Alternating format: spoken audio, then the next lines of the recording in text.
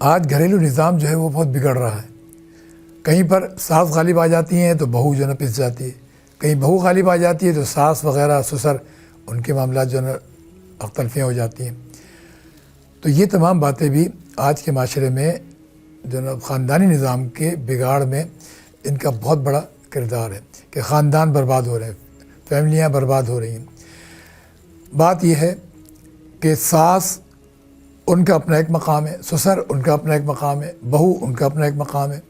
یہ بات یاد رکھنے کی ہے کہ اسلام نے ساس اور سسر کو ماں باپ کا درجہ دیا.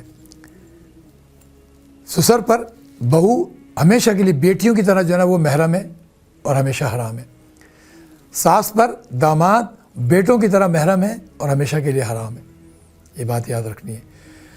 اچھا، بہو کے ساتھ ساس کو بیٹیوں سے دگنا تگنا اچھا رویہ جو ہے نا رکھنا چاہیے، اور بہو کو ساس کے ساتھ اپنی والدہ سے دگنا تگنا جو ہے وہ اچھا رویہ رکھنا چاہیے. یہ رویے خراب ہو گئے. ساس بات بات پہ دھمکی دیتی ہیں کہ جو ہے نا میں علیحدہ کرا دوں گی، میں یوں چھڑوا دوں گی. بیٹے کو جو ہے نا کیوں کرتی ہیں کہ بیٹا بات مانے تو مصیبت، نہ مانے تو مصیبت. وہ آج کل کی اصطلاح میں بیٹا سینڈوچ بنا رہتا ہے، توازن بگڑ جاتا ہے. اس میں ایک مشورہ تو یہ ہے کہ ہم نے دیکھا ہے کہ جو لوگ اللہ والوں سے، علماء سے، فضلاء سے اور اچھی محافل، اچھی جو ہے نا جگہوں سے تربیت پاتے رہتے ہیں کہ خود بھی لگے ہوئے ہیں اور ساتھ میں اپنے گھر میں بچوں کو بھی جو لگا کے رکھتے ہیں، تو ایک اچھا معاشرہ جو ہے نا ان کو ملتا ہے، گھریلو ماحول ملتا ہے. آج ہم جو ہے نا وہ میڈیا کی نظر ہو گئے، سوشل میڈیا کی نظر ہو گئے. سوشل میڈیا پر جو ڈرامے دکھائے جا رہے ہیں ان میں بھی یہی خرابیاں دکھائی جا رہی ہیں، فلمیں دکھائی جا رہی ہیں ان میں یہ خرابیاں دکھائی جا رہی ہیں، اور عجیب و غریب فتنے فساد پھیلے ہوئے ہیں. ہر طرف جو ہے نا وہ افراتفری پھیلی ہوئی ہے. یاد رکھیں، اپنے اگر تحفظ چاہتے ہیں تو کسی نہ کسی اچھی جماعت سے، اچھے حلقوں سے، اچھے لوگوں سے اپنے آپ کو اور اپنے گھر والوں کو جوڑ کے رکھیں. سب کے سب وہاں ہفتہ واری ہو، 15 روزہ ہو، ماہانہ ہو، اپنے آپ کو وہاں جوڑیں. وہیں سے سیکھنے کو ملے گا، اچھا برا وہیں سے سیکھنے کو ملے گا.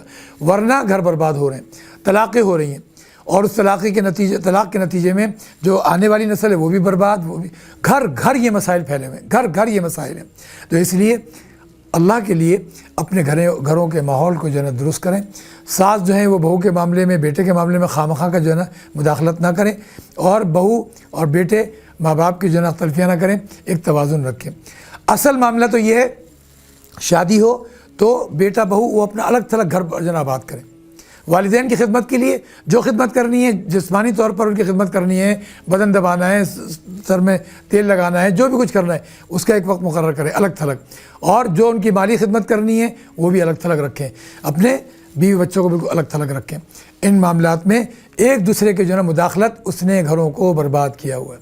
اس چیز سے اپنے آپ کو نکالیں، اپنے آپ کو بچائیں، رویے اچھے کریں، ورنہ کوئی فائدہ نہیں ہے. ہم دیکھ رہے ہیں ہمارے پاس رات دن یہی مسائل ہیں، رات دن یہی مسائل ہیں.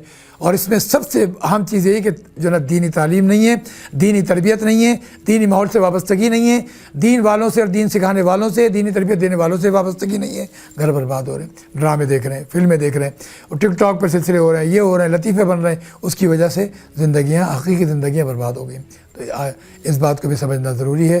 تو اس سلسلے میں اشارتاً ہم نے بات سمجھا دی. ایک دوسرے کا خیال رکھیں اور معاملات کو صحیح چلائیں، ورنہ یہ بربادیاں ختم نہیں ہوں گی.